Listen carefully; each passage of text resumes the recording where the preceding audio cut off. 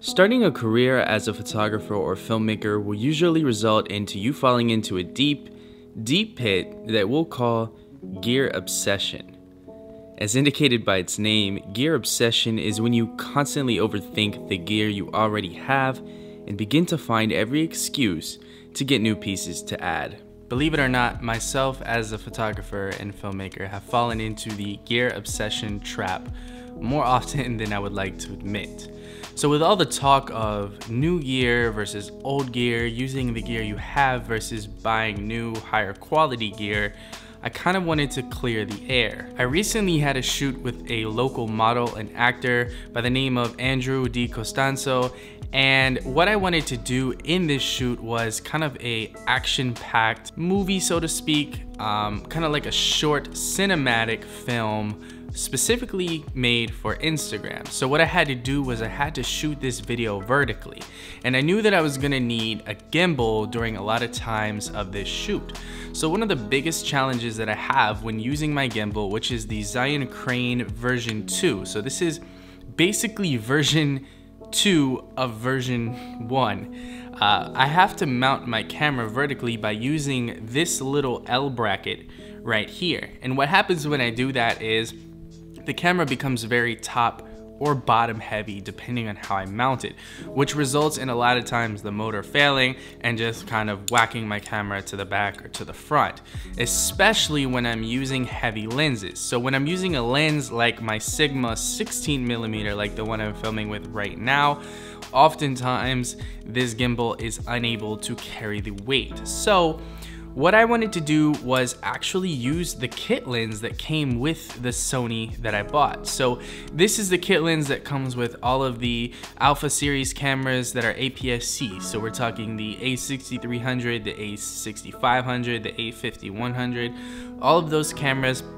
come with a kit lens. And the kit lens is 16 to 50 millimeters with an aperture of 3.5. So although this lens is very good, it's not the best out there, but I wanted to see how well it would perform during a real world shoot, especially because this lens is small and light and would make it much easier to mount my camera vertically on this gimbal. So here's the video that I shot with Andrew using the kit lens from Sony.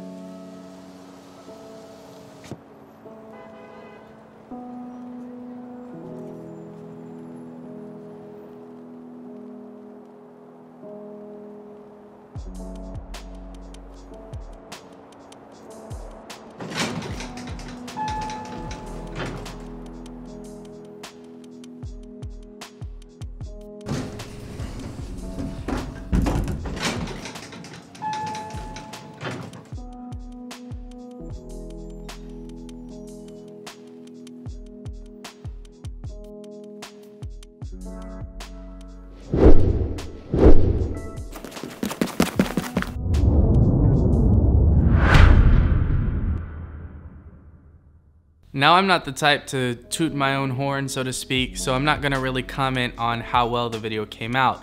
But in my professional opinion, I do believe that the kit lens was perfect for this situation and handled the shoot very well. As a matter of fact, the lighting was optimal, so we didn't have any issues with lighting on this lens. And because it was so lightweight, I was able to use the gimbal in situations when I really needed stable shots, such as the beginning. In the end, you'll notice there was a lot of action going on, and I was using the gimbal for that as well.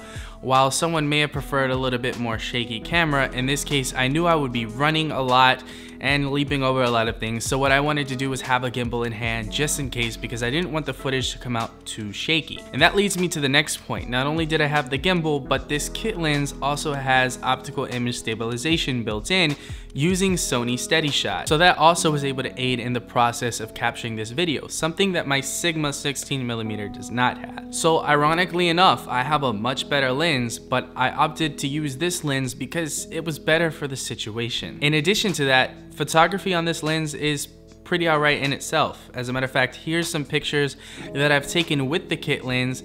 You'll see that they come out sharp, in focus, and they're pretty much generally high quality. So that brings us right back to where we were. Do you need new gear? Well, chances are you probably don't. New gear can definitely make things easier for you and perhaps bump up the quality of what you were doing before.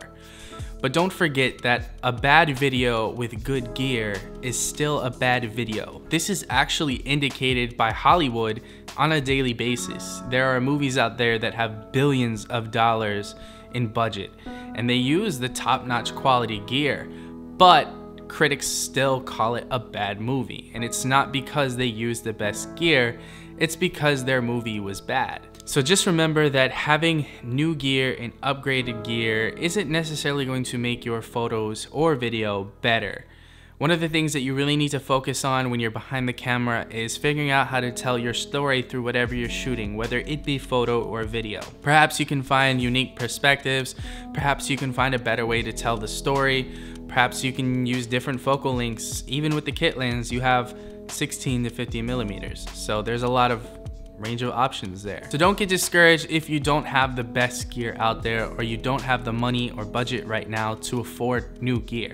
Chances are whatever you're working with right now is perfect for the situation. You just have to figure out how to use it to the best of its abilities. I hope you guys enjoyed today's video. If you did, please give it a thumbs up. Subscribe if you guys have not already, and please follow me on Instagram at @TheSpencerRyan, and I'll see you guys on the next video.